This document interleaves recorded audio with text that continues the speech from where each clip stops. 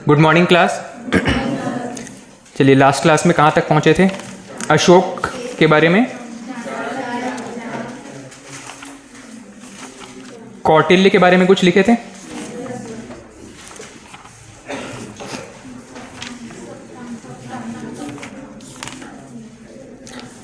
अच्छा, मौर्य दर्शन में आपने एक क्वेश्चन लिखा था क्या? स्यादवाद का सिद्धांत। स्यादवाद किस धर्म से संबंधित है?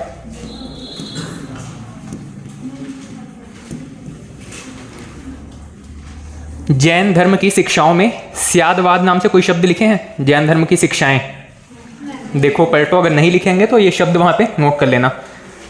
पीएससी व्यापम में पूछा गया है स्यादवाद किस धर्म से संबंधित है, या इसी को सप्तभंगिनय भी कहते हैं।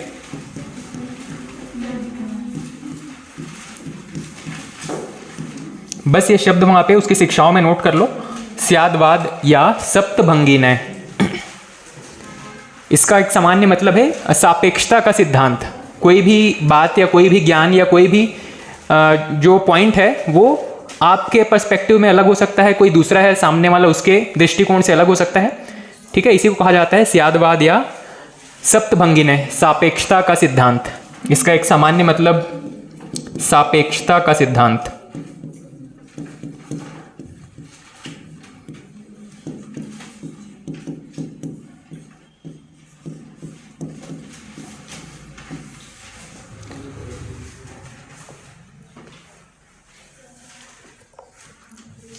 ठीक, कहाँ पे लिखेंगे? जैन धर्म की शिक्षाओं में आपने कई सारी शिक्षाएं लिखी हैं, वहां पे एक शब्द और ऐड कीजिएगा। एग्जाम में पूछा गया है, इंपॉर्टेंट है, स्यादवाद या सप्तभंगिनय। इसका मतलब होता है सापेक्षता का सिद्धांत। कोई भी बात, कोई भी मुद्दा या कोई भी पॉइंट ऑफ व्यू अलग अलग लोगों के हिसाब से अलग अलग ठीक हो सकता है। आपको कोई बात हो सकता है जो सही लगती है, सामने वाले को गलत लग सकती है। वो अपने तर्क रखेगा, सामने वाला अपने तर्क रखेगा। इसको कहा जाता है सापेक्षता का सिद्धांत या स्यादवाद या सप्तभंगिनय। अच्छा, सप्तभंगिनय क्यों कहते हैं? इसमें 7 टाइप के क्वेश्चन पूछे जाते हैं, इसीलिए इसको सप्तभंगिनय कहा जाता है। कोई भी बात या कोई भी विषय 7 प्रश्नों पर उसको आंका जाता है, इसलिए उसको सप्तभंगिनय कहा जाता है। ठीक, और इसके बारे में एक बड़ा रोचक प्रसंग है कि महावीर जैन जब अपने शिष्यों को सप्तभंगिनय समझा रहे थे तो उन्होंने एक हाथी का एग्जाम्पल दिया था। अपने 2 शिष्यों के आंखों में पट्टी बांध दिए थे और उनको बिना दिखाए एक हाथी के सामने लेके गए। फिर उन्होंने हाथी को अपने हाथ से छुआ, टटोला, महसूस किया कि सामने क्या है। फिर उनको समझ में आया कि ये कोई, जैसे कि जिस छात्र ने, जिस शिष्य ने उनके पैरों को छुआ तो उनको लगा कि बड़ा सा कोई पिलर है। जिस शिष्य ने उसके कानों को छुआ तो उसको लगा कि कोई उड़ती हुई चीज है या कुछ मांसल चीज है। और जिस शिष्य ने उसके दांतों को छुआ तो उनको लगा कोई ठोस चीज है। ठीक, जिस शिष्य ने उनके पूंछ को छुआ उनको लगा झाड़ू जैसा कोई चीज है। मतलब एक ही चीज को जब अलग अलग दृष्टिकोण वाले लोग देख रहे हैं तो अलग अलग, मतलब अलग अलग एंगल से जब कोई देख रहा है तो उनको अलग अलग सत्य महसूस हो रहा है। ठीक, या जिसने सूंड को छुआ तो उसको लगा कि पाइप जैसा कोई चीज है। मतलब पूर्णता में एक हाथी था जिसको जब लोग अलग अलग दृष्टिकोण से देख रहे हैं, जब तक कि उनको पूरा ज्ञान नहीं है उस विषय के बारे में, तब तक उनके मत या उनके विचार अलग अलग हो सकते हैं। यही था स्यादवाद या सप्तभंगिनय का सिद्धांत।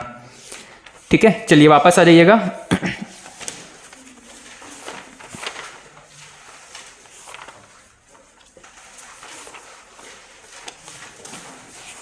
अशोक के शिलालेख हो चुके हैं, स्तंभ लेख हो चुके हैं।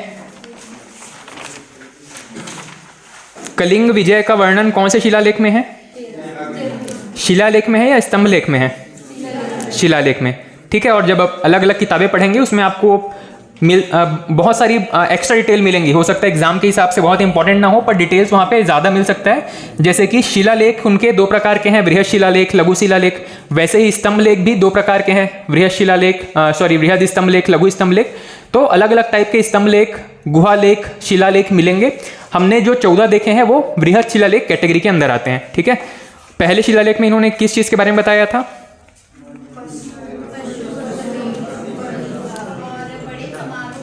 हाँ, बड़े समारोह पर प्रतिबंध। इसके अलावा उसने एक शिलालेख में लिखवाया था कि मनुष्य और सभी जानवरों के लिए चिकित्सा सुविधा उपलब्ध होनी चाहिए। कौन सा था? सेकंड शिलालेख में। चलिए नेक्स्ट हेडिंग डाल दीजिएगा।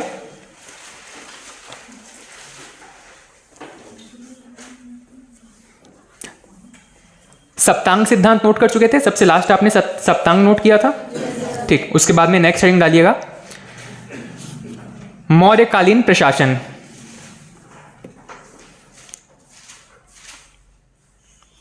मौर्यकालीन प्रशासन, प्रशासनिक दृष्टि से देखें तो राजा सबसे ऊपर होता था और वही सबसे बड़ा न्यायाधीश होता था, कह सकते हैं।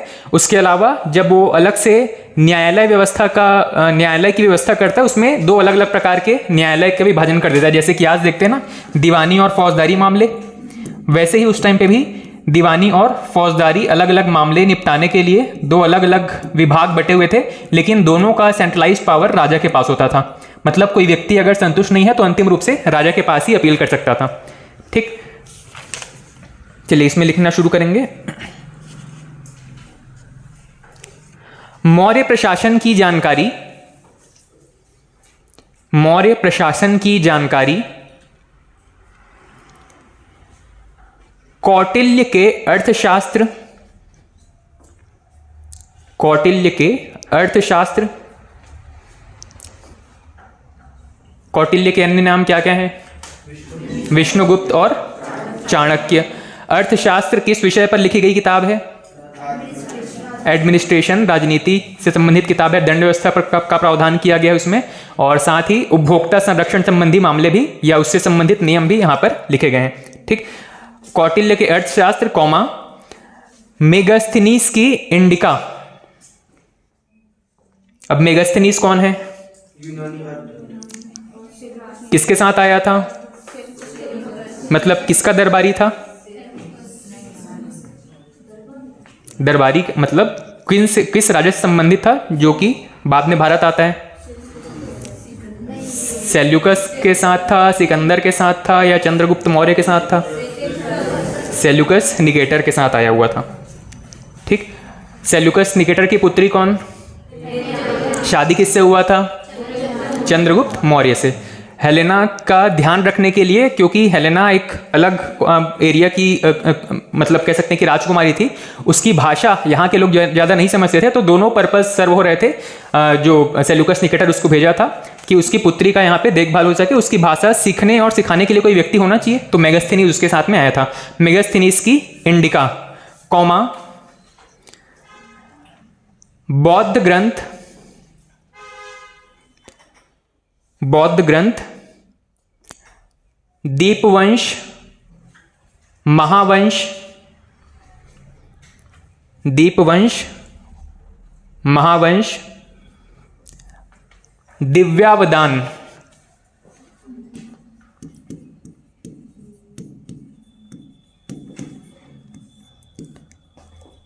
बौद्ध ग्रंथ, दीपवंश, महावंश, दिव्यावदान,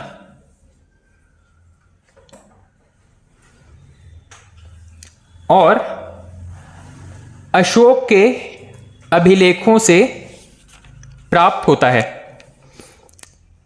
और अशोक के अभिलेखों से प्राप्त होता है।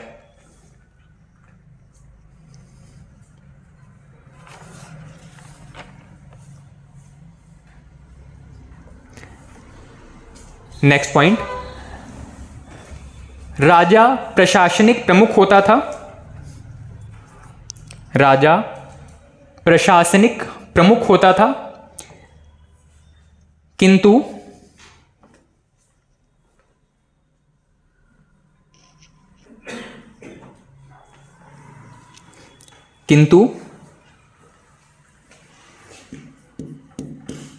निरंकुश नहीं। राजा प्रशासनिक प्रमुख होता था किंतु निरंकुश नहीं, ठीक। उसके समय में जो मंत्री होते थे, पुरोहित होते थे, वो ध्यान रखते थे कि राजा जो है वो अपने सीमाओं से परे जाकर के निर्णय न ले, उनसे मत या फिर उनसे पूछ करके या बहुमत के आधार पर कोई भी निर्णय लिए जाएं, ठीक। नेक्स्ट पॉइंट, प्रांतों को चक्र कहा जाता था। प्रांतों को चक्र कहा जाता था। जैसे आज भारत एक देश है, उसके अंदर अलग अलग प्रांत बटे हुए हैं, वैसे ही राजा ने एडमिनिस्ट्रेशन के हिसाब से पूरे मौर्य साम्राज्य को, पूरे अपने जितना भी एरिया उस टाइम अशोक के पास था, उस पूरे एरिया को चक्र के रूप में बांटा था। हम उसको राज्य कह सकते हैं। जो छोटे छोटे स्पेस बांटे गए थे एडमिनिस्ट्रेशन की सुविधा के लिए, इसको चक्र कहा गया था। ठीक, प्रांतों को चक्र कहा जाता था। नेक्स्ट,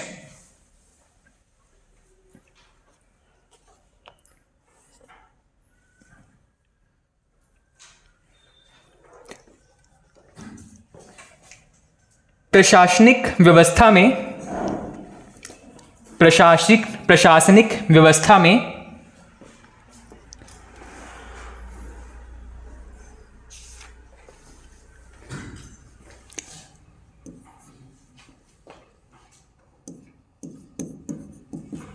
सर्वोच्च पद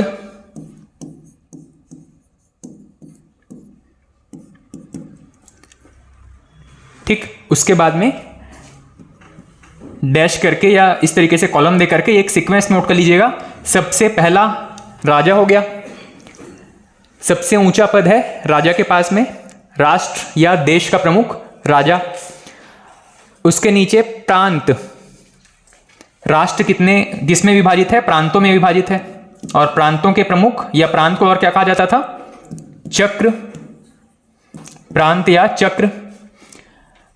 इसमें जो प्रशासनिक प्रमुख होते थे, इसको कहा जाएगा प्रांतपति। प्रांतपति, प्रांत या चक्र का प्रमुख प्रांतपति। नेक्स्ट, जिला।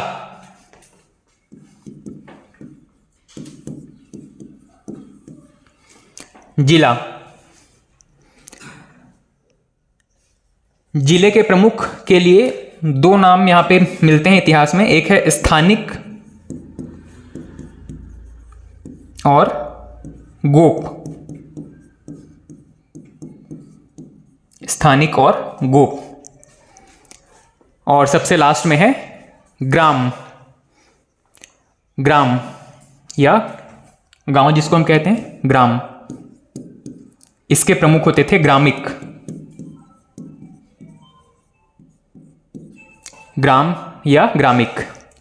राष्ट्र के प्रमुख राजा, प्रांत के प्रमुख प्रांतपति, जिला में स्थानिक और गोप, और ग्राम में ग्रामिक।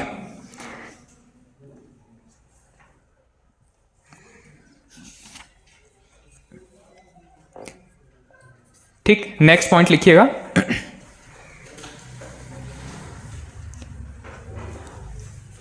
अर्थशास्त्र में उच्च पदाधिकारियों को, ये शब्द इंपॉर्टेंट है, एग्जाम में पूछे गए हैं, उच्च पदाधिकारियों को तीर्थ कहा जाता था। अर्थशास्त्र में उच्च पदाधिकारियों को तीर्थ कहा गया है। तीर्थ कहा गया है।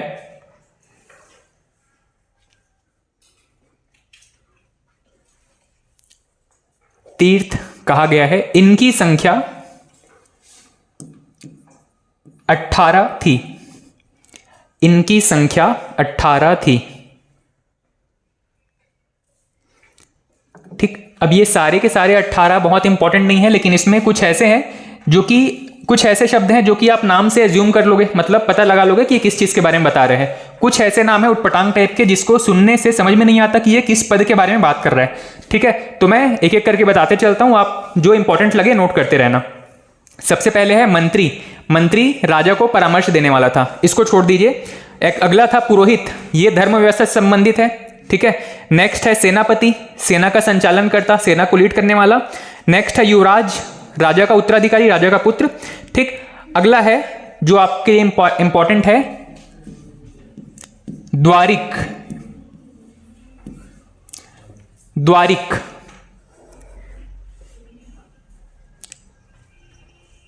द्वारिक ये शब्द किस चीज से संबंधित है?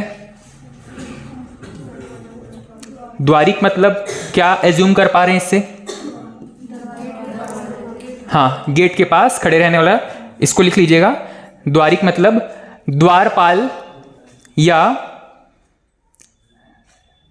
द्वारपाल या महल का निरीक्षक।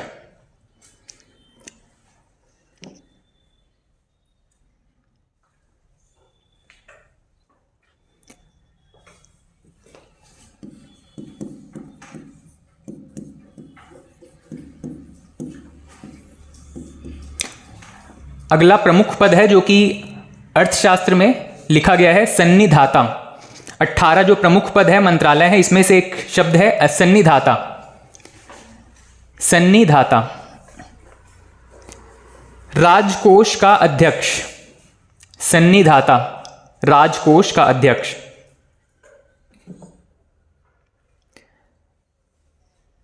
अगला एक शब्द है दंडपाल।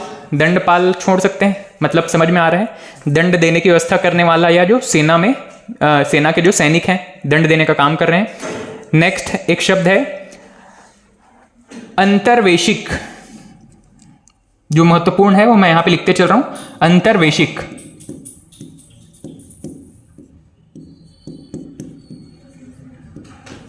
अंतर्वेशिक, अंतर्वेशिक। राजा की अंगरक्षक सेना, राजा की अंगरक्षक सेना।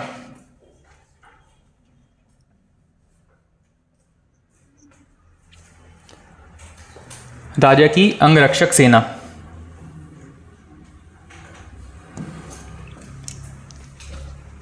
नेक्स्ट समाहर्ता।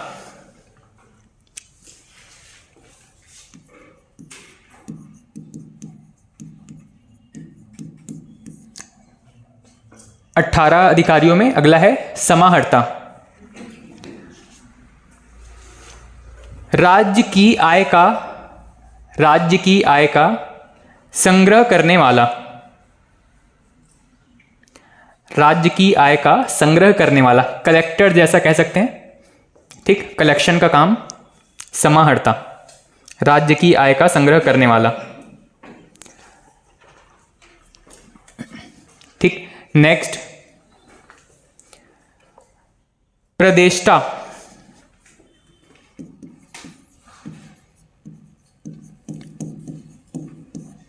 प्रदेष्टा,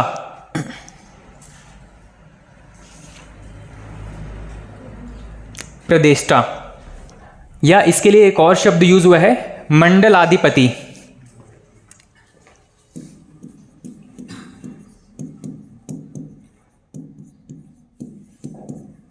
प्रदेष्टा या मंडलाधिपति।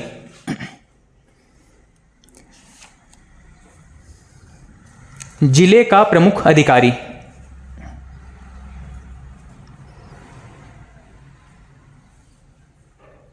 जिले का प्रमुख अधिकारी।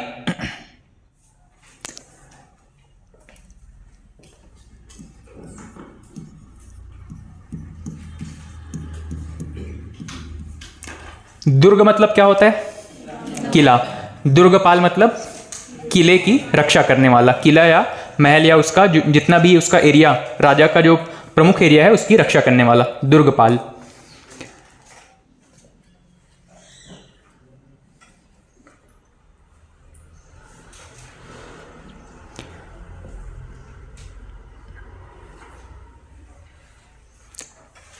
ठीक। नेक्स्ट अंतपाल।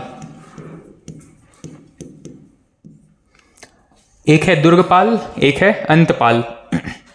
सीमा का अंत जहां पर होता है, मतलब साम्राज्य की सीमा का जहां पर अंत होता है, वहां पर रक्षा करने के लिए, सीमाओं की रक्षा करने के लिए यह है, इसको लिख लीजिएगा, सीमावर्ती क्षेत्रों की रक्षा के लिए, सीमावर्ती क्षेत्रों की रक्षा के लिए।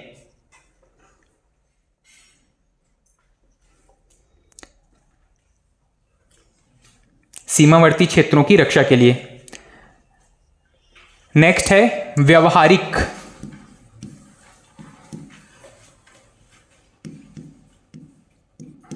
व्यवहारिक,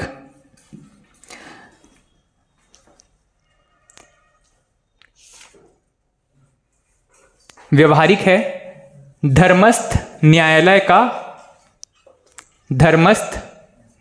का न्यायाधीश। धर्मस्थ न्यायालय का न्यायाधीश।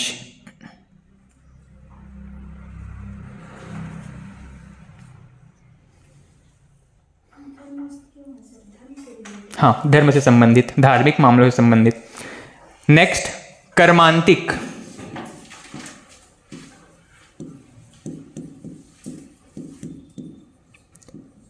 कर्मांतिक उद्योगों और खानों का प्रमुख। उद्योगों और खानों का प्रमुख। खान या माइंस, उद्योगों और खानों का प्रमुख।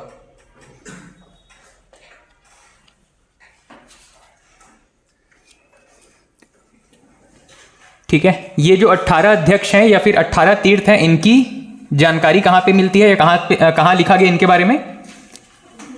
कौन सी किताब में? अर्थशास्त्र में। ठीक, इसके अलावा भी प्रशासनिक व्यवस्था में कई सारे और अधिकारी थे। इसके बाद में आप चाहें तो अन्य अधिकारी करके एक हेडिंग डाल दीजिएगा, उसमें 3-4 नाम इंपॉर्टेंट है। अन्य अधिकारी,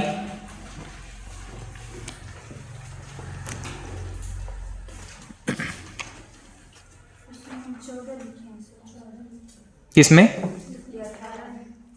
हाँ, सिर्फ इतने इंपॉर्टेंट है, बाकी बहुत इंपॉर्टेंट नहीं है। ठीक, इसमें नेक्स्ट अन्य अधिकारियों में नाम नोट कर लीजिएगा। एक है सुराध्यक्ष। सुराध्यक्ष, ये कौन सा अधिकारी हो सकता है?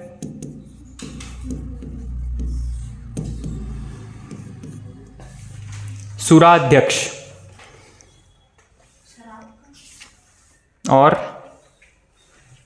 किसको बोलते हैं सूरा? सुअर को। जानवरों को पालने वाला भी हो सकता है। लिख लीजिएगा, आबकारी विभाग का प्रमुख। शराब, ठीक बोले थे, सूराध्यक्ष, आबकारी विभाग का प्रमुख।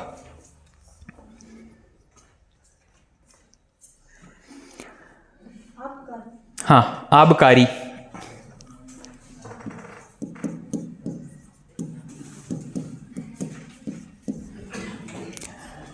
नेक्स्ट, सीताध्यक्ष।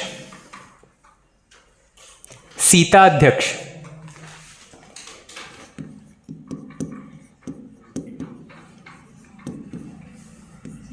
ये कौन हो सकता है? सीताध्यक्ष महिला एवं बाल विकास अधिकारी हो सकता है। सीताध्यक्ष राजकीय कृषि विभाग का अध्यक्ष। राजकीय कृषि विभाग का अध्यक्ष। ठीक, राजकीय कृषि भूमि को सीता भूमि बोलते थे।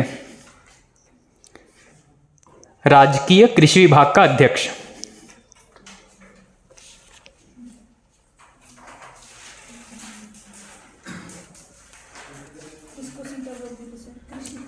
भूमि को सीता भूमि बोलते थे। अगला है पौतवा अध्यक्ष।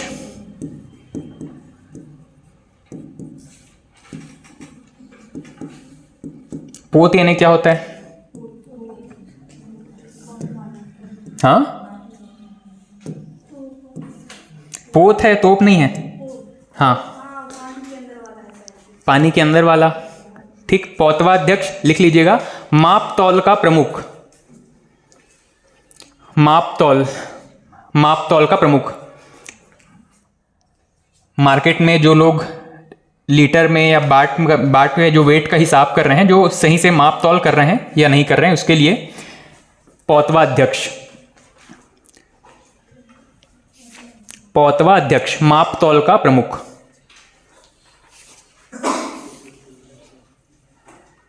मैथ्स में लाभ हानि में एक टॉपिक पढ़ते हैं ना, 1000 ग्राम के बाट की जगह 950 ग्राम का बाट यूज कर रहा है, लाभ होगा या हानि होगा, इस प्रकार का। तो पहले भी मतलब जो व्यापारी होते थे कम वजन के बाट यूज करते थे, उन सबको चेक करने के लिए पौतवा अध्यक्ष। ठीक, नेक्स्ट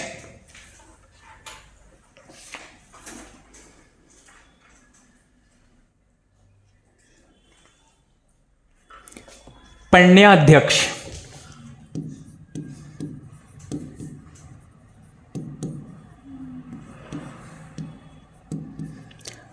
यहां पे जो व्यापारी होते थे उनको पणी बोलते थे, पणी, है ना, वहीं से एक शब्द निकला है पण्याध्यक्ष। वाणिज्य विभाग का अधिकारी, वाणिज्य विभाग का अधिकारी, वाणिज्य विभाग का अधिकारी।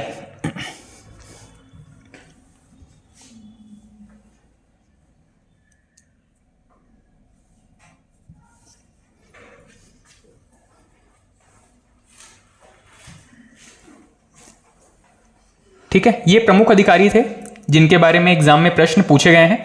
उसके बाद में नेक्स्ट एक छोटा सा हेडिंग डाल दीजिएगा,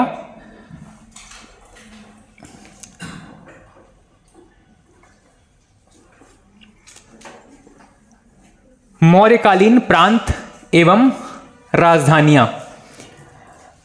मौर्य साम्राज्य इतना बड़ा हो चुका था कि अब उसको अलग अलग प्रांतों में विभाजित किया गया था। ठीक है, इसीलिए यहां पे अलग अलग प्रांत और उनकी राजधानियों के नाम इंपॉर्टेंट है। ठीक, सामान्य तौर पे इन्होंने पांच भागों में विभाजित किया था अपने पूरे प्रांत को। मौर्यकालीन प्रांत एवं राजधानियां। सबसे पहला लिखिएगा,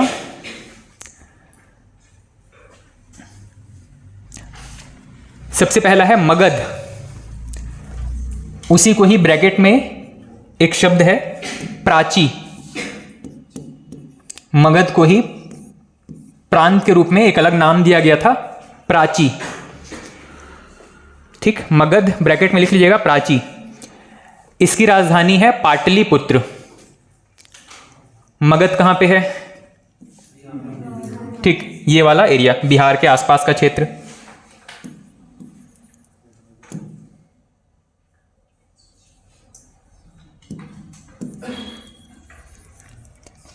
ये हो गया मगध। ठीक, मगध या प्राची। सेकंड लिखिएगा अवंती। अवंती या ब्रैकेट में लिखिएगा मध्य प्रांत। अवंती या मध्य प्रांत।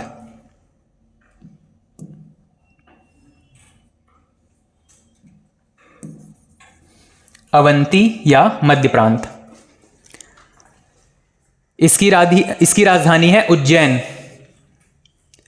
इसकी राजधानी है उज्जैन। ठीक, तीसरा प्रांत है कलिंग। कलिंग, कलिंग उड़ीसा वाला कलिंग। कलिंग उड़ीसा। इसकी राजधानी है तोसली।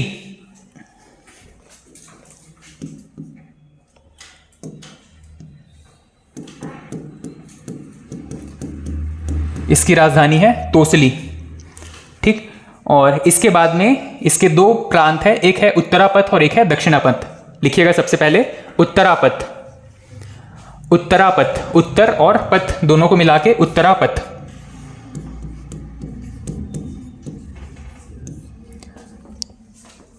उत्तरापथ।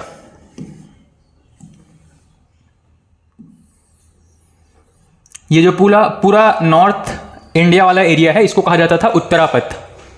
ठीक, और इसकी राजधानी ये वाला एरिया, पाकिस्तान में एक जगह है तक्षशिला, इसकी राजधानी तक्षशिला। राजधानी तक्षशिला। और उसके बाद में लास्ट है दक्षिणापथ।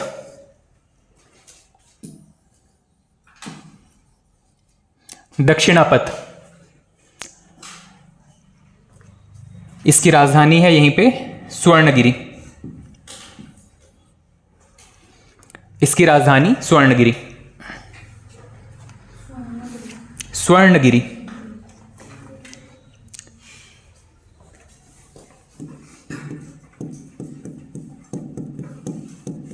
स्वर्णगिरी। ठीक, कितने प्रांतों में विभाजित किया अपने राज्य को? 5 भागों में। सबसे पहला कौन सा है? मगध। राजधानी क्या है इसमें? पाटलिपुत्र। सेकंड अवंती या मध्य प्रांत, राजधानी उज्जैन। तीसरा कलिंग राजधानी तोसली, चौथा उत्तरापथ राजधानी तक्षशिला, लास्ट में दक्षिणापथ राजधानी स्वर्णगिरी। ठीक है, ये 5 प्रमुख थे। इसके अलावा छोटे छोटे प्रांत थे, जैसे कि इस साइड को सौराष्ट्र नाम दे दिया गया था। ऐसे ही छोटे छोटे बचे हुए राज्य थे, पर ये 5 प्रमुख प्रांत थे जिसको कि अपने प्रशासनिक दृष्टिकोण से उसने बांटा हुआ था। ठीक है, चलिए नेक्स्ट प्रशासनिक में ही नेक्स्ट पॉइंट लिखिएगा, न्याय व्यवस्था। न्याय व्यवस्था इसी में ही कंटिन्यू करेंगे। न्याय व्यवस्था प्रशासन व्यवस्था में ही नेक्स्ट पॉइंट है न्याय। न्याय व्यवस्था के बारे में मैंने बताया था, राजा सर्वोच्च अधिकारी है। उसके बाद में 2 और ब्रांच बटे हुए हैं, एक तो दीवानी मामलों के लिए, एक और फौजदारी मामलों के लिए। इसमें लिख लीजिएगा, न्यायालय का प्रमुख या सर्वोच्च अधिकारी, न्यायालय या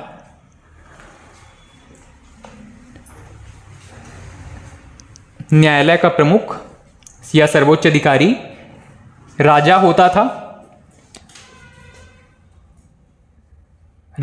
था। साथ ही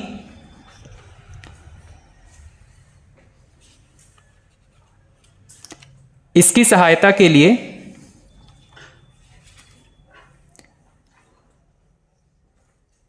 न्याय विभाग 2 भागों में बटा हुआ था।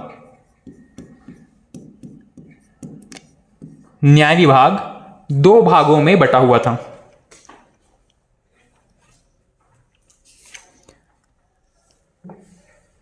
पहला, व्यवहार या धर्मस्थ न्यायालय। व्यवहार या धर्मस्थ न्यायालय।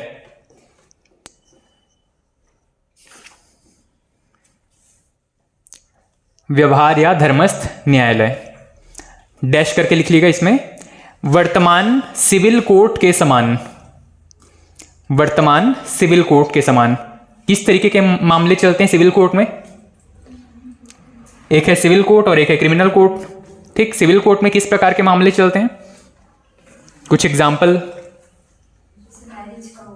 हाँ, लैंड डिस्प्यूट हो गया, और हाँ, मतलब ऐसे मामले जो क्रिमिनल मामलों से अलग है। जैसे क्रिमिनल मामले कहने का मतलब है जहाँ पे हत्या हो गया, ठीक, या हिंसक लड़ाई झगड़े हो गए। ऐसे मामलों को छोड़ करके लगभग सामान्यतः सभी मामले आपके सिविल मामलों के अंदर आते हैं। ठीक है, वर्तमान सिविल कोर्ट के समान। ठीक, और नेक्स्ट लिखिएगा, फौजदारी या इसके लिए जो प्रयुक्त शब्द है वो है कंटक शोधन। कंटक शोधन। फौजदारी वर्तमान समय में यूज होने वाला शब्द है, उस समय इसको कहा जाता था कंटक शोधन। कंटक शोधन न्यायालय।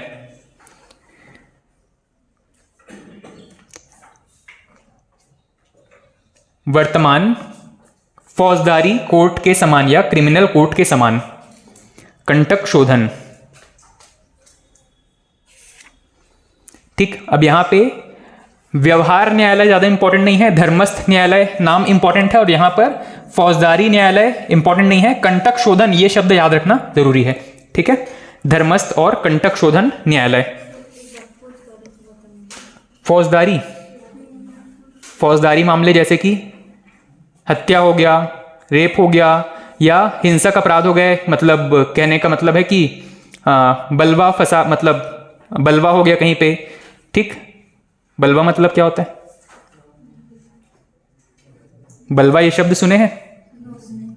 2 गुटों के बीच में हिंसात्मक संघर्ष, उसको बोलते हैं बलवा।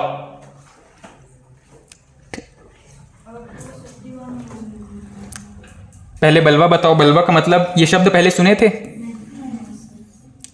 पुलिस विभाग में बहुत ज्यादा यूज होता है। जनरली एक भीड़ को अगर कंट्रोल करना हो तो उनके ऊपर बलवा का केस दर्ज कर दिया जाता है। ठीक है, मतलब एक तरफ मान लो 5-10 लोग हैं, दूसरे तरफ 15-20 लोग हैं, ठीक है, दोनों को ही बलवा के मामले में अरेस्ट किया जा सकता है। बलवा का मतलब है कि दोनों ही हिंसक रूप से लड़ाई झगड़े में संलिप्त हैं।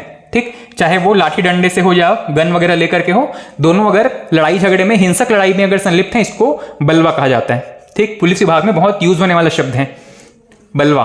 बलवा के मामले में अरेस्ट किया जा सकता है, तो मतलब मुश्किल से तुरंत बेल नहीं मिलता उसमें, बलवा के मामले में।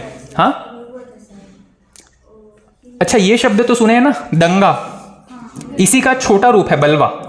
बलवा सामान्यतः बहुत लिमिटेड लोगों के बीच में या छोटे ग्रुप के बीच में होता है, और दंगा जो है वो इसी का बहुत बड़ा रूप है। ठीक, बहुत बड़ी भीड़ जब किसी रीजन से, इसी को हम इंग्लिश में मॉब लिंचिंग कहते हैं, दंगा फसाद। ठीक, दंगा इसका एक बड़ा रूप है और ये बलवा जो है वो छोटा रूप है। ठीक, बलवा किस में आएगा, क्रिमिनल में या सिविल में? क्रिमिनल के अंदर आएगा। ठीक है, सिविल में क्या क्या आएगा एक बताया, जैसे कि आपने मैरिज हो गया, प्रॉपर्टी डिस्प्यूट हो गया, लैंड डिस्प्यूट हो गया, रेंट के एग्रीमेंट को लेकर के हो गया। ठीक, रेंट किराएदार के बीच कुछ विवाद हो गया। ठीक, ये सब मामले जो है, मतलब पैसे या संपत्ति के लेन देन से मामले और रिश्तेदारी से मामले किस में आएंगे, सिविल कोर्ट में। और क्रिमिनल कोर्ट में हत्या हो गया या बलवा हो गया, दंगे हो गए, ये सारे मामले यहाँ पे हिंसक अपराध जुड़े हुए हैं। ठीक है, चलिए नेक्स्ट,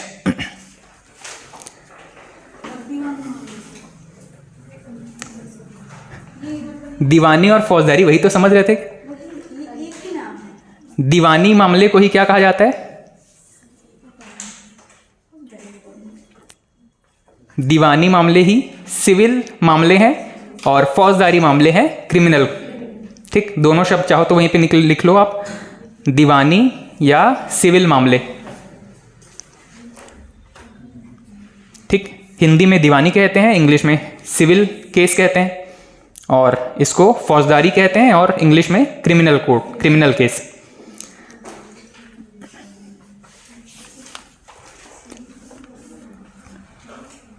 ठीक, नेक्स्ट हेडिंग डालिएगा, मौर्यकालीन अर्थव्यवस्था। मौर्यकालीन अर्थव्यवस्था,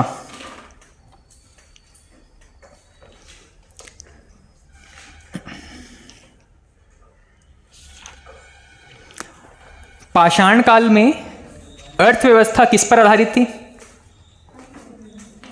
अर्थव्यवस्था कुछ किसी चीज पर डिपेंडेंट थी या नहीं थी? ठीक, वहां पर व्यक्ति अपने केवल सर्वाइवल के लिए कहीं से भी चीजें अरेंज करके, फल हो गए या मांस हो गए, कहीं से भी अरेंज कर लिया, उसका काम चल जाता था। उसके बाद में सिंधु सभ्यता आया एक मेजर सभ्यता के रूप में। सिंधु सभ्यता किस पर आधारित थी? मुख्य रूप से पशुपालन पर। हाँ, एक से ज्यादा भी हो सकते हैं पशुपालन। ठीक है, मान लिए पशुपालन हो गया, और एग्रीकल्चर पर, और व्यापार, ट्रेड यहां पर बहुत ज्यादा होता था, विदेशों से भी व्यापार होता था। फिर आया आपका वैदिक काल। वैदिक काल में भी दो भाग आए, एक है ऋग्वैदिक काल और एक है उत्तर वैदिक काल। ठीक, तो ऋग्वैदिक और उत्तर वैदिक किस पर निर्भर थे? यहां पे अर्थव्यवस्था का मुख्य साधन क्या था ऋग्वैदिक काल में? हाँ, ऋग्वैदिक काल में गाय या पशुपालन यहां पर सबसे ज्यादा प्रचलित व्यवसाय था। उत्तर वैदिक काल आते आते बदलकर क्या हो गया था? कृषि। ठीक, और उसके बाद में वैदिक काल के बाद में कौन सा काल देख रहे हैं हम? ऋग्वैदिक हो गया, उत्तर वैदिक हो गया। वैदिक काल के बाद में 600 बीसी के आसपास ऋग्वैदिक काल खत्म हो गया। उसके बाद में 600 बीसी के बाद में क्या देखा हम? महाजनपद काल आया। यहां पे ना कई सारी चीजें पैरेलल चल रही है, इसीलिए थोड़ा सा कंफ्यूजन हो सकता है। जो 600 बीसी के बाद का जो समय है ना, 600 बीसी से लेकर के मतलब आप यहां पे 0 तक पहुंचोगे, यहां पर दो तीन चीजें पैरेलल चल रही है। हम इसको एक एक करके पढ़ रहे हैं हालांकि, पर यहां पर दो तीन चीजें पैरेलल चल रही। पहले हमने पढ़ा बुद्ध और जैन धर्म के बारे में, यहीं पर शुरू किए थे। ये टाइम खत्म होने के बाद तो एक यहां पे शुरू हो गया था धार्मिक बदलाव। धार्मिक बदलाव शुरू हो गए थे, जिसमें हमने क्या क्या देखा? सबसे प्रमुख रूप से बौद्ध और जैन धर्म के बारे में। बौद्ध और जैन धर्म देखा हमने। यहीं पर धार्मिक व्यवस्था से अलग प्रशासनिक या राजनीतिक व्यवस्था में बदलाव आ रहे हैं।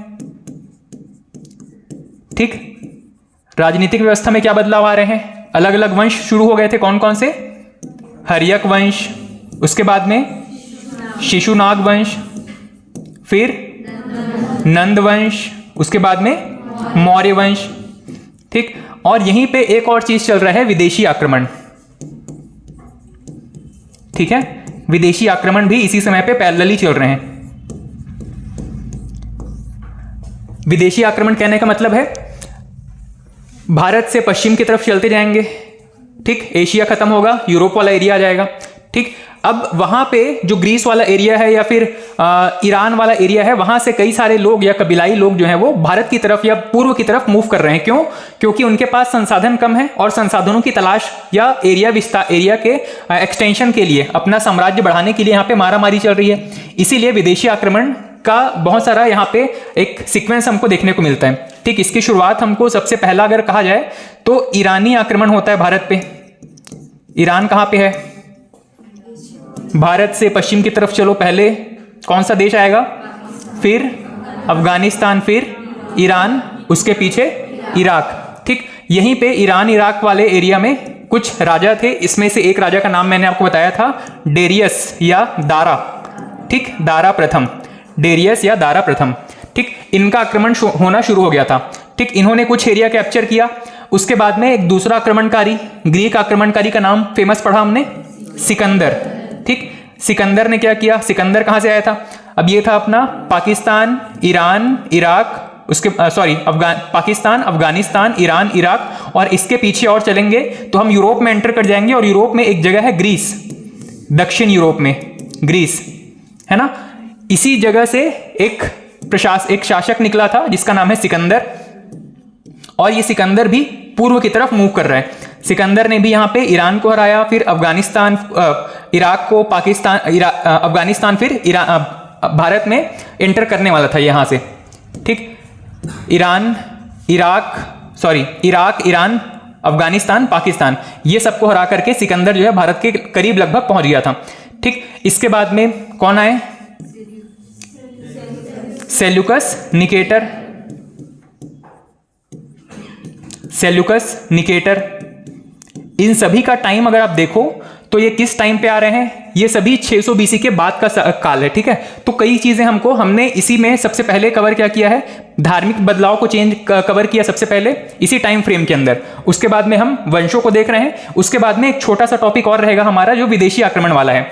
क्योंकि हम इसको अलग अलग पढ़ रहे हैं तो हमारा दिमाग उसको अडॉप्ट नहीं कर सकता कि मतलब किस तरीके से पढ़ें। या तो हम एक काम ये कर सकते थे कि 600 बीसी से लेकर के 500 बीसी तक क्या क्या इवेंट हुए उसको हम पहले देखते, मतलब इस तरीके से पढ़ते। ठीक, धार्मिक बदलाव क्या हुए, राजा कौन कौन से आए, विदेशी आक्रमण कौन से हुए।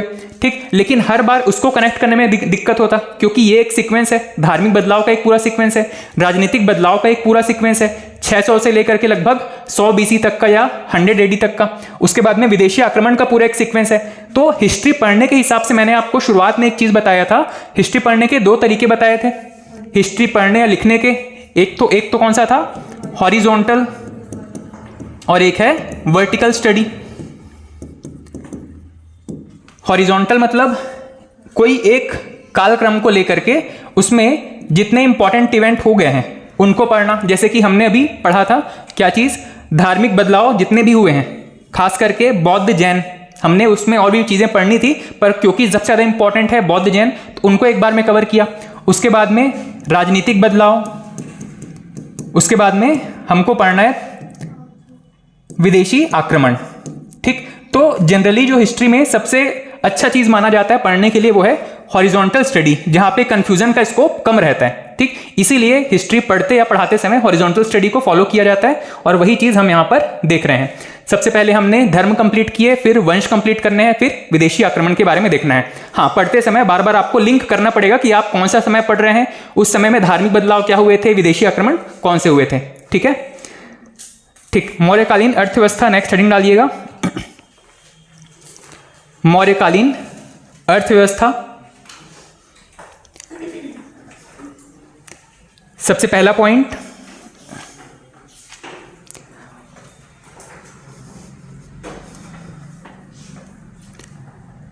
यह एक कृषि प्रधान अर्थव्यवस्था थी। यह एक कृषि प्रधान अर्थव्यवस्था थी। अब एक प्रश्न, बहुत इजी सा एक प्रश्न पूछा जाता है कि मौर्य काल में, या यूं कहें कि 600 बीसी के बाद में कृषि के क्षेत्र में बहुत ज्यादा वृद्धि हुई है। इसका रीजन क्या था? कृषि के क्षेत्र में या कृषि में संपन्नता आने, कृषि में वृद्धि होने के प्रमुख कारण कौन से थे? कोई एक या दो कारण बता पाएंगे? सॉइल, सभ्यताएं तो पहले से भी नदी के किनारे रहती थी, मतलब देखा जाए तो सिंधु सभ्यता पूरी नदी के किनारे बसी है, फिर वैदिक सभ्यता नदी के किनारे थी, गंगा यमुना दोआब तक वो रहना शुरू कर चुके थे। वहां पर पंजाब वाला एरिया पूरा फर्टाइल लैंड है। मतलब सबसे इंपॉर्टेंट, वैसे आप जब एग्जाम में तुक्का मारना होगा ना तो आप मार लेंगे, सबसे पहला था लोहे की खोज, है ना? लोहे की खोज। लोहे की खोज होने से एक तो राजनीतिक परिवर्तन हुए, एक तो आर्थिक परिवर्तन हुए। राजनीतिक परिवर्तन क्या है? अब यहां पर जो हथियार थे, लड़ने के लिए हथियार चाहिए, हथियार मजबूत होगा, वो राजा ज्यादा से ज्यादा लोगों को मार करके उनका एरिया कैप्चर कर सकता है। हथियार के रूप में यहां पे तलवार और तीर भाले ये सब बनाए जा सकते हैं। तो लोहे की खोज ने इनके हथियारों को और ज्यादा मजबूत कर दिया। दूसरा था कृषि के क्षेत्र में, अर्थव्यवस्था में देखें तो कृषि के क्षेत्र में सबसे ज्यादा इंपॉर्टेंट क्या था?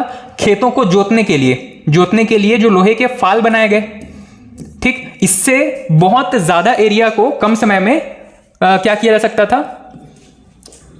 जोता जा सकता था, और जितना अच्छा जुताई होगा उतना अच्छा फिर फसल होगा, ठीक। तो लोहे की खोज यहां पे अर्थव्यवस्था में सबसे ज्यादा इंपॉर्टेंट फैक्टर रहा, ठीक है। इसमें पहला पॉइंट आपने लिखा, हाँ, उत्तर वैदिक काल से प्रचलन शुरू, मतलब जिसका सबसे ज्यादा यूज होना प्रारंभ हुआ था 600 बीसी के बाद में। सबसे पहला धातु कौन सा मिला था? तांबा, ठीक, तांबा ही था। किस टाइम पे मिला था? चैल्कोलिथिक एज कहते हैं, हाँ, चैल्कोलिथिक एज लगभग सिंधु सभ्यता के लास्ट वाला टाइम था। तांबा कितना मजबूत होता है इसको हमको पता है। तांबा किसमें यूज होता है वर्तमान टाइम में सबसे ज्यादा? इलेक्ट्रिक वायर बनाने में। उसको लोहे के फाल बनाने के लिए उपयोग कर सकते हैं क्या? फाल की जगह पे नहीं, क्यों? क्योंकि वो आसानी से बेंड हो जाता है, ठीक, उसकी मजबूती कम होती है लोहे की तुलना में, ठीक। तो हालांकि कुछ ऐसे धातु मिलने शुरू हो गए थे शुरुआत से जिनका उपयोग दूसरी चीजों में तो हो सकता था, पर यहां पे हथियार बनाने के लिए लोहे के फाल बनाने में नहीं हो सकता था, ठीक। हालांकि उत्तर वैदिक काल में लोहे की खोज हो चुकी थी, पर उसका सबसे ज्यादा प्रचलन कहां पे शुरू हुआ था? 600 बीसी के बाद में, या फिर कह सकते हैं कि यहां पे हर्यक वंश या इन सभी डायनेस्टी जब शुरू हुआ था 600 बीसी के बाद में, उस टाइम पे इनका प्रयोग ज्यादा शुरू हो गया था, ठीक है। हाँ, इसमें नेक्स्ट पॉइंट लिखिएगा, राज्य की आय का प्रमुख स्रोत, राज्य की आय का प्रमुख स्रोत भूमि कर,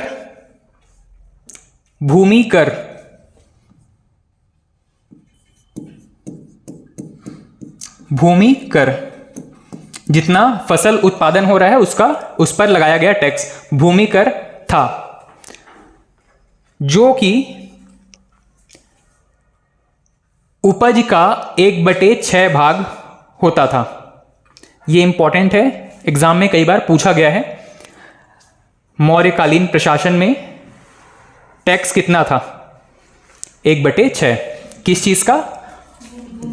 भूमि कर के रूप में 1/6।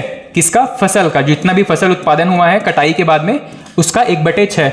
और यही चीज हमको आगे देखने को मिलेगी, कैसे अपना रेवेन्यू बढ़ाने के लिए किसानों का एक्सप्लॉयटेशन शुरू हो जाता है। 1/6 से बढ़ा करके 1/4, 1/3, 1/2 तक का यहाँ पे टैक्स लेना शुरू कर दिया जाता है, ठीक है। जैसे जैसे साम्राज्य विस्तार की नीति आगे बढ़ेगी, ज्यादा एरिया एक्सपांड करना है मतलब ज्यादा सेना रखना पड़ेगा, ज्यादा सेना रखना है मतलब ज्यादा खर्च होगा, और उस खर्च की पूर्ति कहां से करेंगे? टैक्स लेकर के। टैक्स ज्यादा कहां से मिल सकता था उनको इस टाइम पे? कृषि से ही। और कृषि में लगे हुए आम पब्लिक या किसान, इनका शोषण सबसे ज्यादा होना शुरू हो जाएगा जैसे जैसे समय आगे बढ़ेगा, ठीक है। नेक्स्ट पॉइंट लिखिएगा,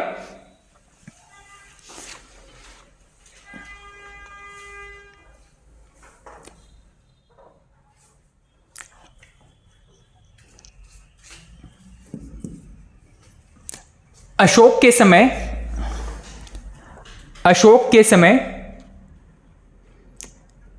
सरकारी भूमि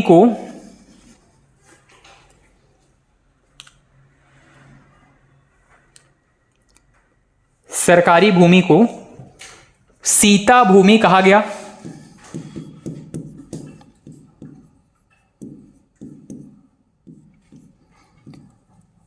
सीता भूमि कहा गया। और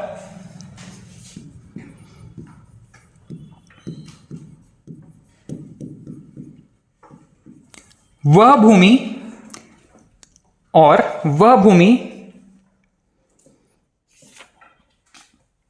जिसमें बिना वर्षा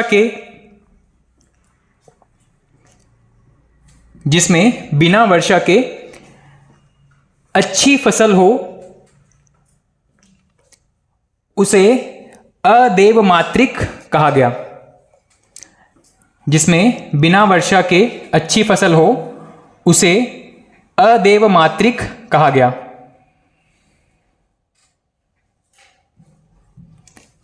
ठीक, भूमि में ही दो कैटेगरी है।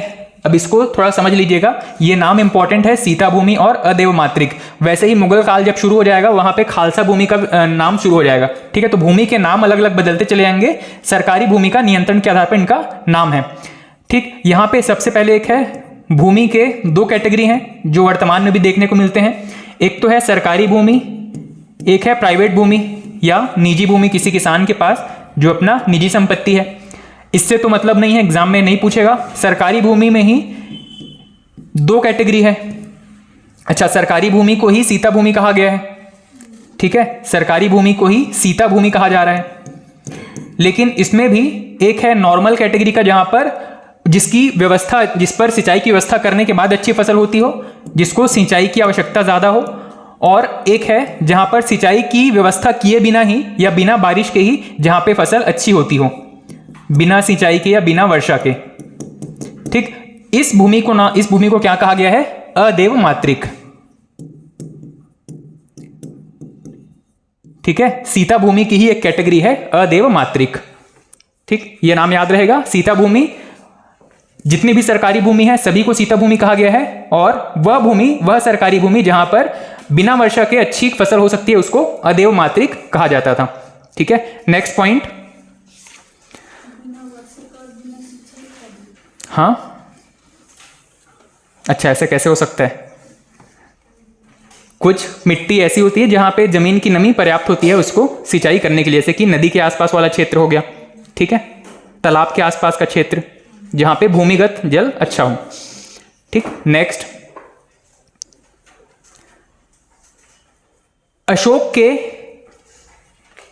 अशोक के समय सिक्कों का प्रचलन, अशोक के समय सिक्कों का प्रचलन प्रारंभ हो चुका था। अशोक के समय सिक्कों का प्रचलन प्रारंभ हो चुका था, जिसमें अब डैश करके उस लाइन को कंप्लीट कर दीजिएगा और नीचे से 1 2 3 इस तरीके से अलग अलग नाम है सिक्कों के, इसको लिखते चलेंगे। जिसमें सबसे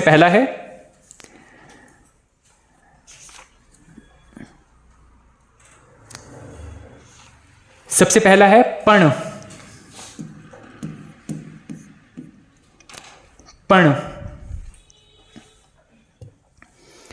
शुद्ध चांदी के सिक्के। ये नाम इंपॉर्टेंट है, ऐतिहासिक शब्दावलियां हैं, ये इंपॉर्टेंट है। पण, शुद्ध चांदी के सिक्के। और इसी में ही जब शुद्ध चांदी में कुछ मिला दिया जाए उसको क्या कहा जाता है? इसका नाम है कार्शापण। कार्शापण, मिलावटी चांदी के सिक्के। पण, शुद्ध चांदी के सिक्के। कार्शापण, मिश्रित या मिलावटी चांदी के सिक्के।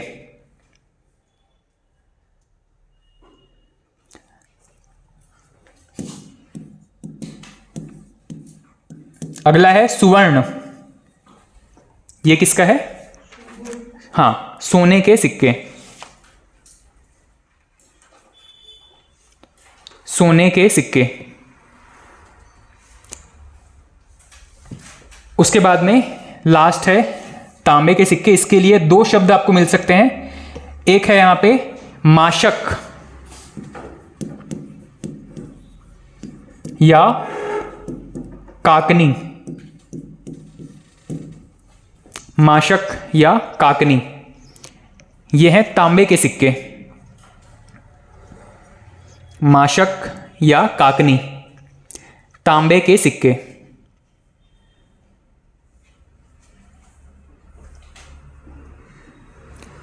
ठीक, ये हो गए सिक्कों के प्रकार। उसके बाद में नेक्स्ट पॉइंट,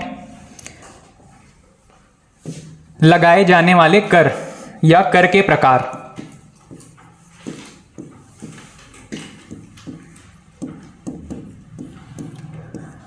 कर के प्रकार। सबसे पहला है बलि। किसको बोलते हैं बलि? बलि देना। क्या होता है बलि में? सुअर का या बकरी का बलि देते हैं, और गाय की भी बलि देते हैं, गाय भैंस का।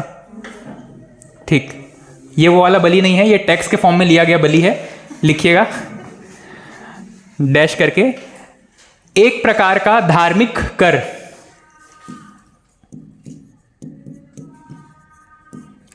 धार्मिक कर। जो शब्द है ना बलि, ये लगभग महाजनपद के आसपास से प्रारंभ हो गया था।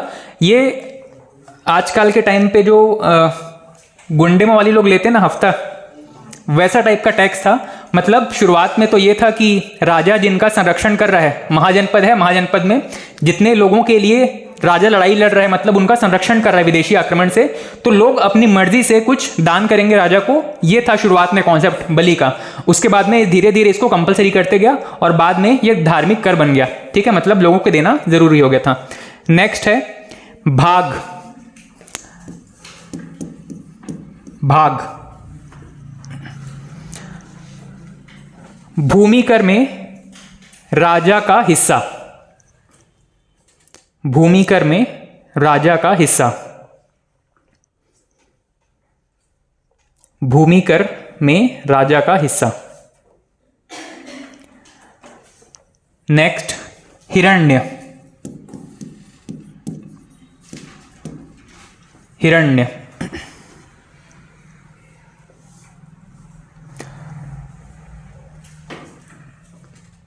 हिरण्य वह टैक्स या वह कर जो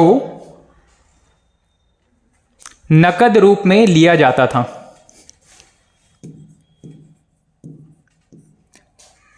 नकद रूप में लिया जाता था। भाग ये कैसा टैक्स था? ये जनरली अनाज के रूप में ले लेते थे इसको, अनाज के रूप में। ठीक, नेक्स्ट है हाँ किसमें? हिरण्य मतलब जो कैश के फॉर्म में लिया गया हो। ठीक, नेक्स्ट प्रवेश्य। प्रवेश्य मतलब विदेशी सामान अगर आ रहा है राज्य में, उसको प्रवेश दिलवाने के लिए। आयात कर। प्रवेश्य मतलब आयात कर। आयात कर।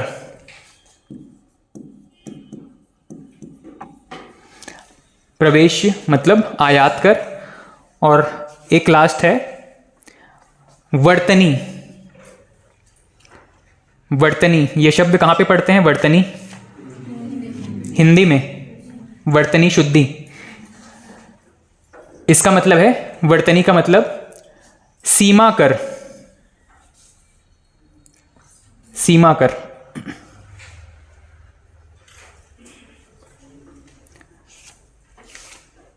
ठीक, सीमा पार से अगर कोई चीज आ रहा है उसको, उस पर लगाया गया टैक्स। ठीक, बलि धार्मिक कर, भाग अनाज के रूप में लिया गया कर, हिरण्य नकद रूप में, प्रवेश कर आयातित चीज़ों पर लिया गया कर। एक ही देश के अंदर अलग अलग राज्यों से भी आयात निर्यात हो रहा है तो वहाँ पे प्रवेश लिया जाएगा। और वर्तनी, विदेशों से आयातित सामान पर लिया गया टैक्स। ठीक है,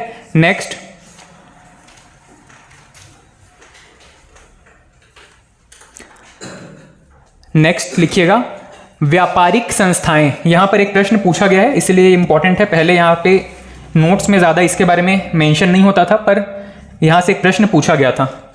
ठीक, व्यापारिक संस्थाएं, व्यापारिक संस्थाएं।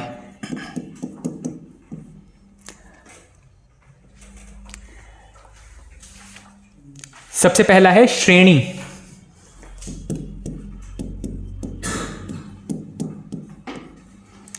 श्रेणी, किसी राजा का नाम भी था क्या श्रेणी या श्रेणिक? श्रेणिक किसका नाम था? बिंबिसार का उपनाम श्रेणिक। यहां पे है श्रेणी, इसमें लिख लीजिएगा इसमें शिल्पी वर्ग की संस्था, उद्योग धंधों वाली संस्था थी, शिल्पी वर्ग की संस्था। और शिल्पी वर्ग समझ में नहीं आया तो ब्रैकेट में लिखिएगा उद्योग धंधे। श्रेणी उद्योग धंधों से संबंधित संस्था थी। हाँ, नहीं, शिल्पी खाली लकड़ी का नहीं होता है, हर एक चीज शिल्प के अंदर आ जाएगा। वस्त्र का बुनाई, मतलब वस्त्र का निर्माण कर रहे हैं वो भी शिल्प है अलग तरीके का। फिर धातु से कुछ मूर्ति बना रहे हैं वो भी क्या है? धातु शिल्प है। मिट्टी से बना रहे हैं तो मिट्टी शिल्प है, मृदा शिल्प। ठीक है, लकड़ी से बना रहे हैं तो काष्ठ शिल्प है। किसी भी चीज का निर्माण कर रहे हैं तो वो शिल्प के अंदर आ जाएगा।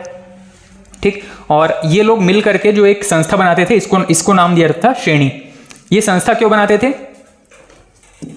पहले टाइम पे अपने सामान को जब लाने ले जाने के लिए एक स्थान से दूसरे स्थान पर ट्रेवल करते थे तो जनरली इनको संरक्षण या कह सकते हैं कि सुरक्षा की दृष्टि से कोई होता नहीं था इनको सुरक्षा देने वाला। मतलब लेके गए एक पूरा काफिला सामान भर के कहीं बेचने के लिए, रास्ते में ही किसी ने लूट लिया उनको, तो इनको सुरक्षा देने वाला कोई होता नहीं था।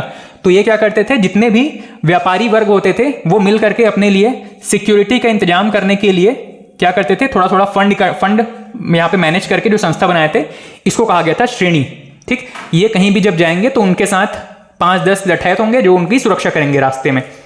ठीक, नेक्स्ट सार्थवाह।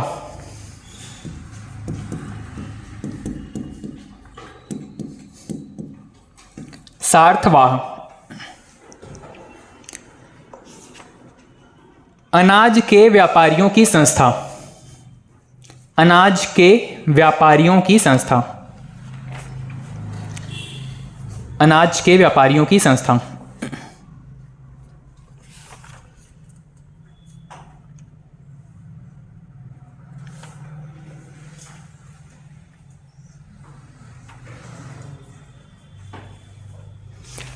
ठीक है, आर्थिक क्रियाकलापों में लगभग इतनी चीजें थी। नेक्स्ट है मौर्यकालीन सामाजिक व्यवस्था।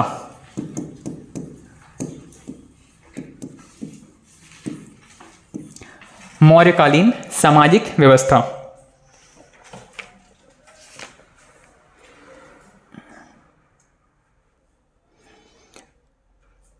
इसमें लिखिएगा पहला पॉइंट,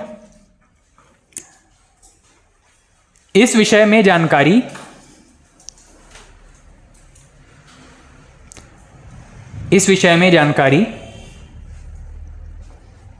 अर्थशास्त्र और इंडिका से प्राप्त होती है। इस विषय में जानकारी अर्थशास्त्र और इंडिका से प्राप्त होती है, और भी हैं पर यह ज्यादा इंपॉर्टेंट है जहां से ऑथेंटिक बातें प्राप्त होती है। अर्थशास्त्र किसकी किताब है? और इंडिका मेगास्थनीज। अर्थशास्त्र और इंडिका से प्राप्त होती है। नेक्स्ट पॉइंट, मेगास्थनीज के अनुसार भारतीय समाज इस समय 7 वर्गों में विभाजित था। यह इंपॉर्टेंट है, इसको हाईलाइट कर लीजिएगा। 7 वर्गों में विभाजित था। 7 वर्गों में विभाजित था। भारतीय समाज इस समय 7 वर्गों में विभाजित था, और ये धर्म के अनुसार या जाति के अनुसार नहीं थे, ये उनके कार्य के अनुसार थे। ठीक है, 7 वर्गों में विभाजित था। ठीक, नेक्स्ट पॉइंट, शिक्षा का प्रमुख केंद्र, शिक्षा का प्रमुख केंद्र तक्षशिला था। शिक्षा का प्रमुख केंद्र तक्षशिला। कहां पर है तक्षशिला?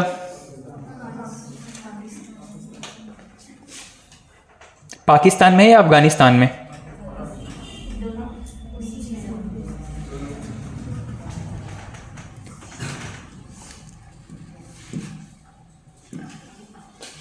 इसमें आपको बॉर्डर दिखाई दे रहा है दूर से? ये है पाकिस्तान वाला एरिया। अच्छा, ये कलर भी दिखाई दे रहा है कि नहीं?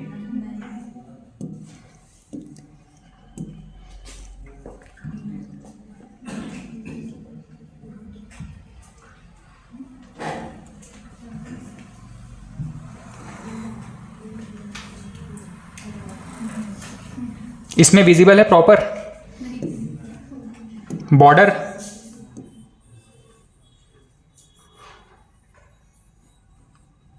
ये कौन सा है? वर्तमान देश पाकिस्तान। इसी में ही यहां पर ये तक्षशिला वाला एरिया है। ठीक है, वर्तमान पाकिस्तान में है, पर उस समय ये पूरा का पूरा एरिया तक्षशिला के अंदर आता था। ठीक है, तो वर्तमान अगर देखा जाए तो तक्षशिला में है, तक्षशिला पाकिस्तान में है। ठीक, शिक्षा का प्रमुख केंद्र तक्षशिला था।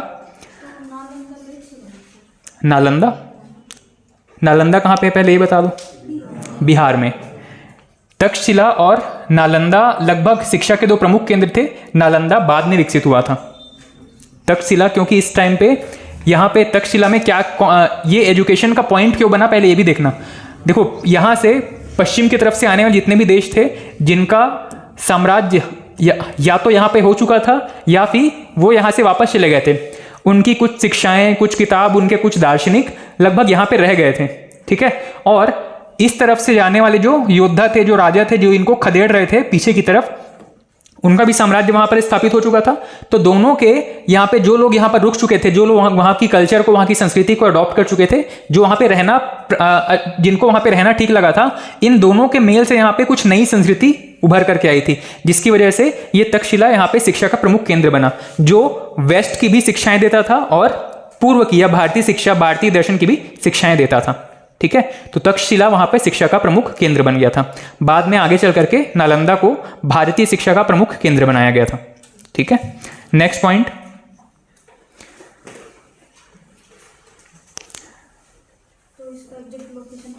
हाँ, वर्तमान पाकिस्तान में। नेक्स्ट पॉइंट, वैदिक काल की तुलना में स्त्रियों की स्थिति बेहतर थी। वैदिक काल की तुलना में स्त्रियों की स्थिति बेहतर थी।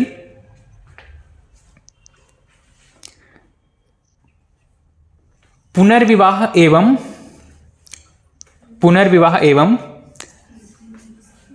स्त्रियों की स्थिति बेहतर थी। पुनर्विवाह एवं नियोग प्रथा प्रचलित था। पुनर्विवाह एवं नियोग प्रथा प्रचलित था।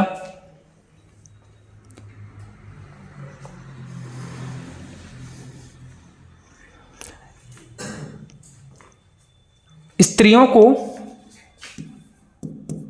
विवाह विच्छेद की अनुमति थी। विवाह विच्छेद क्या है? हाँ, सही पकड़े हैं, विवाह विच्छेद की अनुमति थी। नेक्स्ट,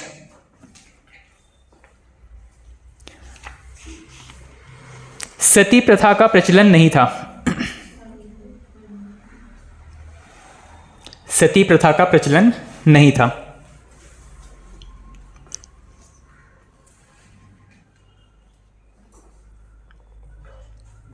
स्त्रियों की स्थिति बेहतर थी।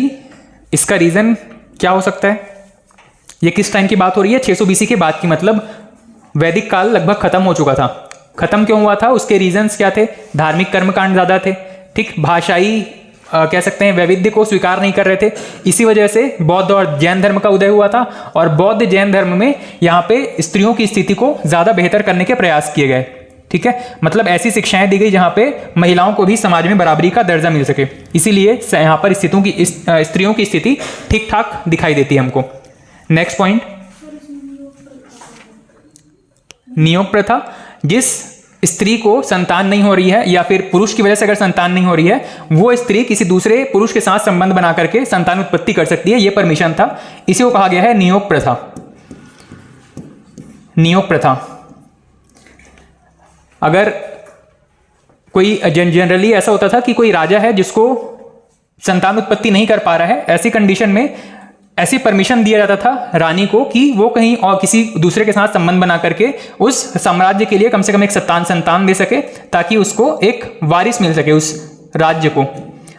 ठीक है, संतान उत्पत्ति के लिए किया गया अलग से प्रयास, इसको कहा गया है नियोग प्रथा। और ये जो नियोग प्रथा है वो छत्तीसगढ़ में एक राजा के टाइम पे भी दिखाई देता है। ठीक है, जब आप आगे पढ़ेंगे छत्तीसगढ़ में, वहाँ पे एक राजा है, उनके टाइम पे भी नियोग प्रथा का वर्णन आपको मिलेगा। नाम याद नहीं आ रहा है, पर शायद कलचुरी वंश में एक राजा है जो नियोग प्रथा का सहारा लेंगे अपना वंश बढ़ाने के लिए। ठीक, नेक्स्ट पॉइंट,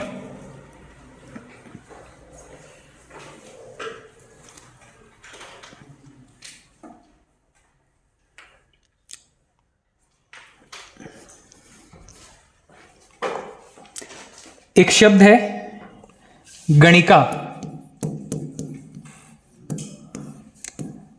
स्वतंत्र रूप से वैश्यावृत्ति अपनाने वाली महिलाओं को गणिका कहा जाता था। स्वतंत्र रूप से वैश्यावृत्ति अपनाने वाली महिला को गणिका कहा जाता था। स्वतंत्र रूप से वैश्यावृत्ति अपनाने वाली महिला को गणिका कहा जाता था।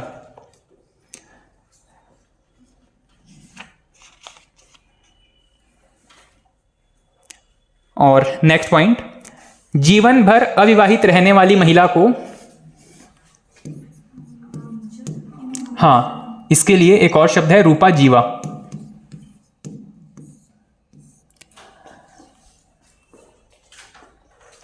जीवन भर अविवाहित रहने वाली महिला को रूपा जीवा कहा जाता था।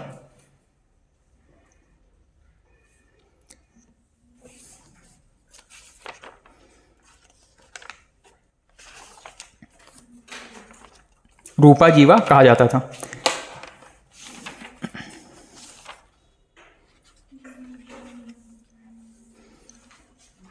ठीक है, ये मौर्यकालीन सामाजिक व्यवस्था के बारे में इतनी महत्वपूर्ण चीजें थी। अब जल्दी से कुछ प्रश्न है, बताते चलिएगा।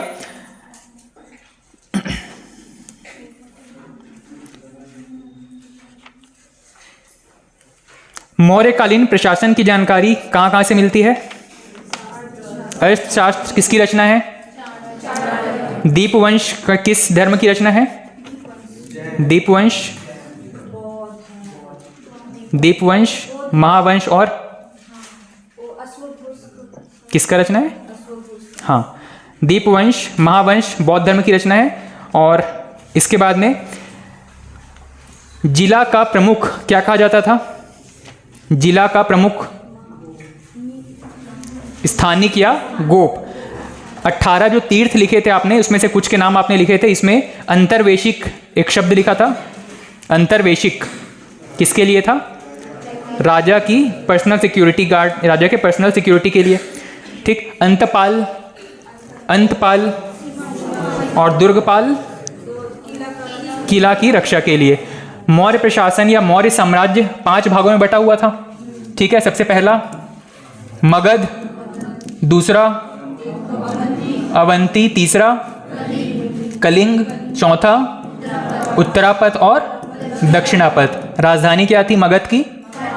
पाटलिपुत्र, अवंती में उज्जैन, कलिंग में तोशली, उत्तरापथ में तक्षशिला और दक्षिणापथ में सुवर्णगिरी। ठीक है, ये 5 राज्य थे, 5 राजधानियां थी।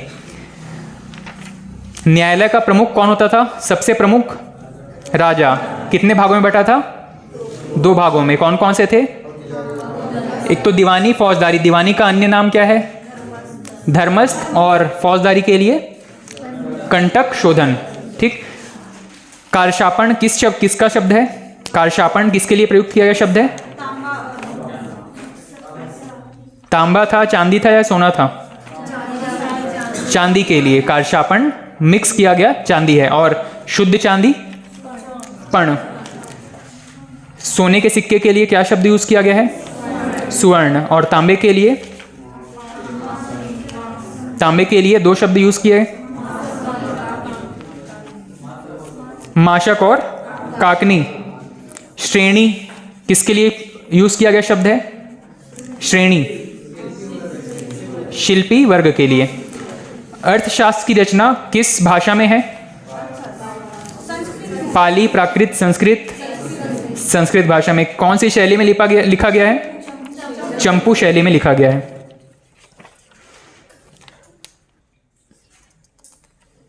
बिंदुसार कौन से धर्म का अनुयायी था? बौद्ध, जैन और अशोक बौद्ध धर्म का। बिंदुसार का देख लो।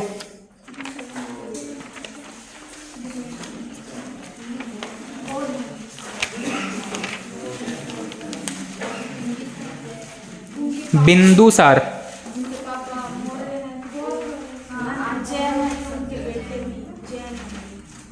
पापा जैन है इसलिए बेटा जैन होगा जरूरी नहीं है ना। वहां पर कंपल्शन नहीं था कोई भी। कौन सा संप्रदाय है? आजीवक संप्रदाय का अनुयायी हो गया था। हाँ, आजीवक संप्रदाय। और 3-4 संप्रदाय हैं जिनके बारे में एक लाइन देखना है बाद में।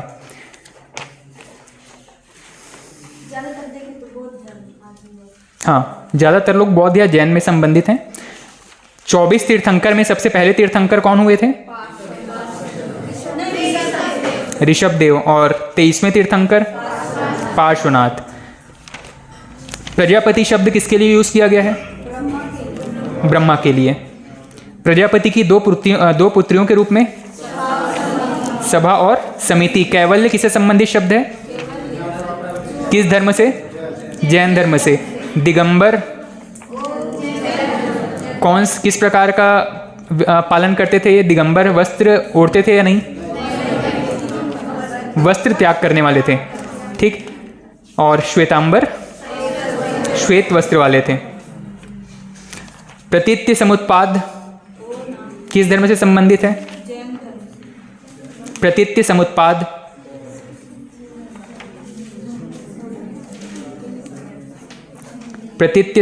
समुत्पाद। श्रवण बेलगोला में किसकी मूर्ति है? गोमतेश्वर। किस धर्म से महाबलेश्वर। गोमतेश्वर बाहुबली किस धर्म से संबंधित है? जैन धर्म किस प्रकार की अवधारणा को मानता है? ईश्वरवादी है, अनिश्वरवादी है? अनिश्वरवादी। आत्मा पे विश्वास करते हैं, नहीं करते? करते हैं। और बौद्ध धर्म अनिश्वरवादी है पर आत्मवादी है। अनिश्वरवादी है कि क्या है? कि दोनों हैं। आत्मवादी है, ईश्वरवादी है, ईश्वर को नहीं मानते हैं, अनात्मवादी हैं। ठीक है, चलिए आगे कल कंटिन्यू करते हैं। ठीक, थैंक यू।